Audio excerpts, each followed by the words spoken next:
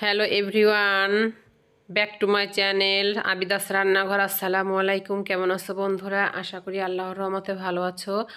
আজকে আমি তোমাদের সঙ্গে একটি নাস্তার রেসিপি শেয়ার করব। আমার নাস্তাটির নাম দিয়েছি আমি আলুকা। আলুকা রেসিপিটি তৈরি করার জন্য এখানে আমি কড়াইতে পেঁয়াজ এবং কাঁচামরিচ দিয়েছি, কাঁচামরিচ কুচি। এখন এগুলোকে একটু নেড়েচেড়ে ভেজে নেব। আর এখানে আমি 500 গ্রাম আলু সিদ্ধ করে ম্যাশ করে নিয়েছি। এখন আলুগুলো পেঁয়াজ মরিচের ভিতরে দিয়ে নেড়েচেড়ে একটু ভেজে নেব। এখন দিয়ে দিচ্ছি সামান্য একটু লেবুর রস। লেবুর রসটা দিলে স্মেলটা ভালো হবে, খেতেও একটু স্বাদ হবে। এখন দিয়ে দিচ্ছি ধনেপাতা কুচি। ধনেপাতাটা দিয়ে আর একটু নেড়েচেড়ে কিছুক্ষণ ভেজে নেব। আর এদিকে আমি পেঁয়াজ কেটে নিয়েছি, বেরেস্তা যেভাবে করে সেভাবে পেঁয়াজগুলোকে কেটে নিয়েছি। এখন আমি এর ভিতরে দিয়ে দিচ্ছি 1 কাপ বেসন, 1/4 কাপ চালের গুঁড়া। চালের গুঁড়াটা দিলে এই রেসিপিটি ক্রিস্পি হবে। এখন দিয়ে দিচ্ছি মরিচের গুঁড়া ঝালের জন্য, দিয়ে দিচ্ছি ধনে এবং জিরার গুঁড়া।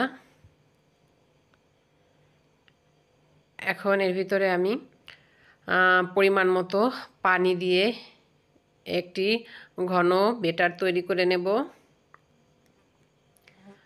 পানি আমি একবার ইউজ করলাম না, আবারও দিচ্ছি। দেখে নেব নেড়েচেড়ে যে কতটুক পানি লাগবে। দিয়ে দিচ্ছি স্বাদ মতো লবণ। লবণটা দিয়ে আবারও একটু নেড়েচেড়ে নিচ্ছি। আর একটু পানি লাগবে, হ্যাঁ, আর একটু পানি দিয়ে আমি বেটারটাকে ঘন একটা বেটার তৈরি করে নিলাম। এখন এটিকে এক সাইডে রেখে আমি ব্রেড নিয়েছি। ব্রেড দিয়ে আমি আজকে আলুকার নাস্তা রেসিপিটি তৈরি করব। এখন আমি ব্রেডগুলো একটি সাইডে সরিয়ে রেখে চাকুর সাহায্যে ব্রেডের যে 4 সাইডের লাল অংশটা, ব্রাউন অংশটা সেটি কেটে নিচ্ছি। ব্রাউন অংশটা কেটে নিলেও হবে, আবার থাকলেও হবে। আমি কয়েকটা ব্রেডের ব্রাউন অংশটা কেটে নেব আর কয়েকটা রেখে দেব। এই তো এভাবে করে আমি চাকুর সাহায্যে কয়েকটা ব্রেডের সাইডটা কেটে নিচ্ছি।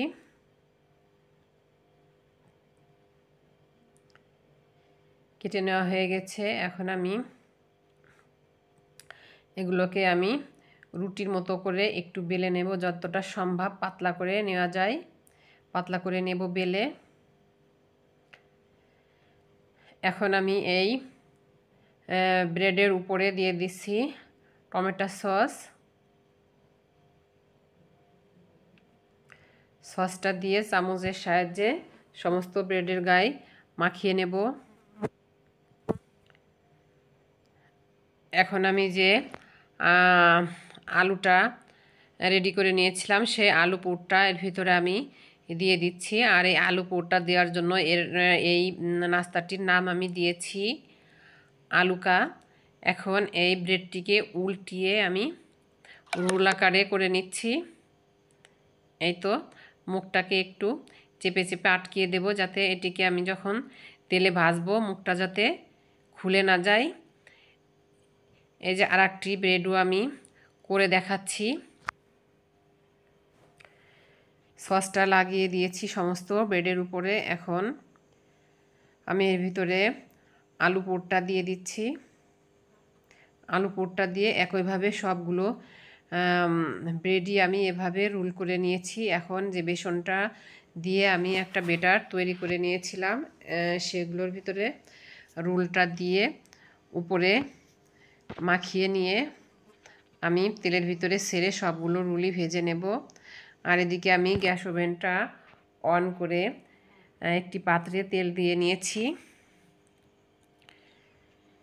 তেলটা গরম হয়ে গেছে। এখন আমি এটিকে হাত দিয়ে ছেড়ে দিচ্ছি, চামচ দিয়ে ছাড়তে গিয়েছিলাম, হয়নি। এখন এভাবে করে সবগুলো রুলি আমি দিয়ে দিয়েছি তেলের ভিতরে। এখন একটি সাইড হয়ে গেছে, উল্টিয়ে আর একটি সাইড আমি ভেজে নেব।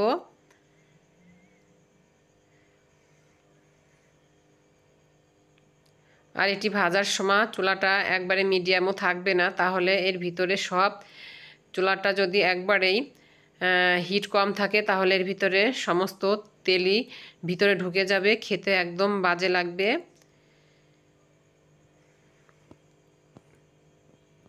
চুলাটা হাই ফ্লেমে এটিকে আমি ভেজে নিয়েছি। দেখেন কত সুন্দর কালার আসছে।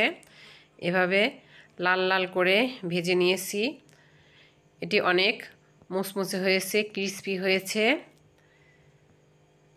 আপনারা যারা এই রেসিপিটি ট্রাই করেন না, একবার হলেও বানিয়ে দেখবেন কতটা খেতে হয় লোভনীয়, মাশাআল্লাহ দুর্দান্ত স্বাদ। আর এই যে আমি এটিকে একটি সার্ভিং প্লেটে নিয়ে নিয়েছি, সঙ্গে টমেটো সস দিয়েছি। আর এর ভিতরে যে ফাইনাল লুকটা সেটিও আমি কেটে দেখাচ্ছি। দেখেন মাশাআল্লাহ কত সুন্দর। আজকের মতো নিচ্ছি বিদায়, আল্লাহ হাফেজ।